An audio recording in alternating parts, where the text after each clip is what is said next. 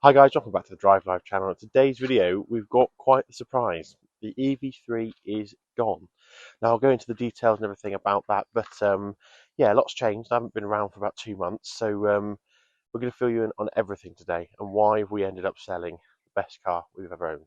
So for those of you that followed the EV3 journey, we bought that car in August 2025. It was the GT Line S model, and it was a wedding present to ourselves. Mrs. DL and I got married, and we thought we'd treat ourselves to a car with a baby on the way, and you know, why not? It was our first ever new car, and we absolutely loved it. We did 8,500 miles in about 8 months, and it was just a lovely, perfect little car. It was our first EV as well, so it was quite exciting, you know. But unfortunately, you know, things change in life. We've had, well, obviously the baby arrived. We've both had some medical issues as well, so I've had to have a spine operation, and things just stopped making sense with that car. Primarily because of this.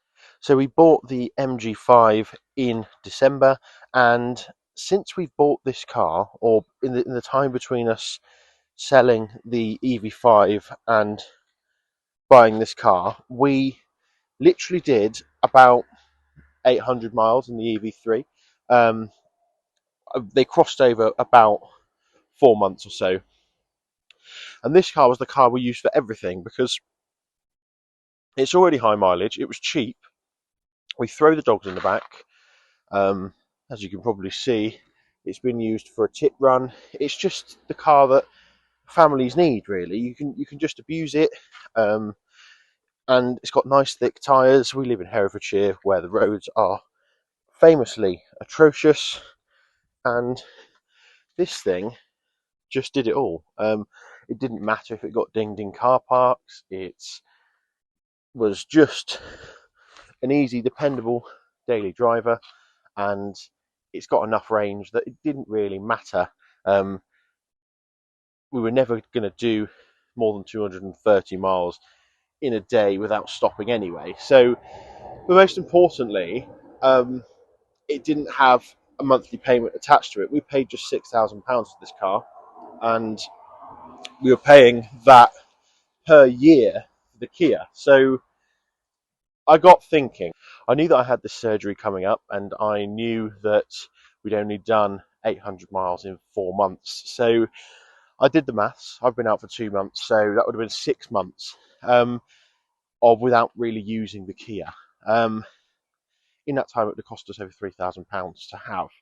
Now, it doesn't take a genius to work out that £3,000 to have something sat in your driveway that you're not going to use doesn't make too much sense. Couple that with the cost per mile that I calculated. So we obviously did 800 miles in 4 months. That's a cost of about £2,000, 30 pence per mile before you've even added fuel, the electric, which is minimal on an EV, but it makes you realise actually my diesel Mercedes was costing me less than that. And it was just sort of an incompatibility with our circumstances and having a car on monthly finance. It just didn't make sense for us anymore. I inquired with Kia to see what our settlement payment was, and it was only £1,000. So the amount of time that I would be out for and what it would cost us, we could just pay that up front, and then we don't have any costs anymore. So that's what we did. And it's, again, the Kia EV3 is one of the best cars we've ever owned. It's genuinely fantastic. The World Car of the Year in 2024. It is a fantastic car, but for us, it just didn't make any sense. We've had a lot of work done on the house as well, and you know, you've just got to make sensible decisions with what's best for the family. So that's what we did. Now, the EV3 was kind of the perfect first electric car, you know, 360-mile range. It had all the kit on it. We had ventilated seats, sunroof, we had the Kia AI thing. The fact that you could remote control it, you could remote park it, valet mode, the preconditioning, it was so easy to live with. And at the time, it was probably the best sort of, I say cheap, it wasn't cheap at all, it was 45 grand, but it was one of the more affordable EVs on the market, and it just wiped the floor with everything. Did loads of research, obviously, before I bought it, and there was nothing that quite came close in terms of its daily livability.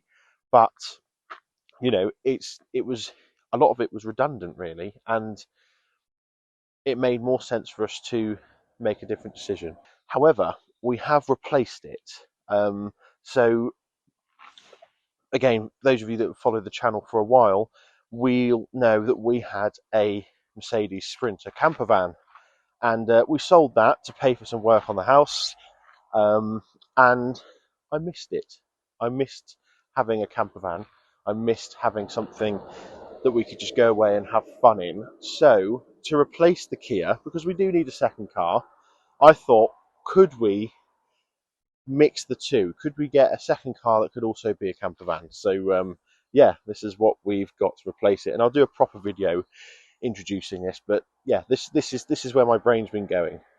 So here she is. This is our 2007 Japanese imported Nissan Elgrand. Now these are all Japanese imported because they were never sold in the UK.